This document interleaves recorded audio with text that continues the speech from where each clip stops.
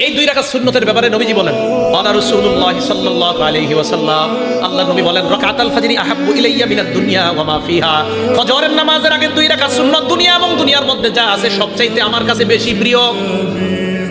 ফজরের নামাজের সুন্নতটা যদি পারেন বাসায় পড়বেন, ঘড়ির দিকে তাকাইছেন, তাকায় দেখেন 20 মিনিট বাকি আছে, বাস সুন্নতটা বাসায় পড়েন। এক প্রথম কাজ সুন্নত বাসায় যদি পারেন আর কি বাসায় পড়েন। দ্বিতীয় কাজ ফজরের সুন্নতে প্রথম রাকাতে কুল ইয়া আইয়ুহাল কাফিরুন পড়বেন, দ্বিতীয় রাকাতে কুল হুয়াল্লাহ পড়েন। প্রথম রাকাতে কোন সূরা? আইয়ুহাল কাফিরুন, দ্বিতীয় রাকাতে কুল হুয়াল্লাহু আহাদ।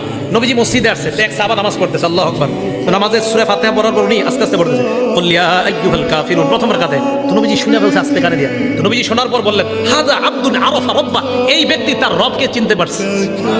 দ্বিতীয় রাকাতে ওই সাহাবা পড়লেন কুল হুয়াল্লাহু আহাদ, আল্লাহ নবী বললেন হাযা আব্দুন আমানা বিরাব্বি, এই ব্যক্তি তার রবের উপর পরিপূর্ণ ঈমান আনছে। এজন্য আজকে থেকে আমলটা মনে রাখবেন, ফজরের সুন্নতে প্রথম রাকাতে কুল ইয়া আইয়ুহাল কাফিরুন, দ্বিতীয় রাকাতে কুল হুয়াল্লাহ।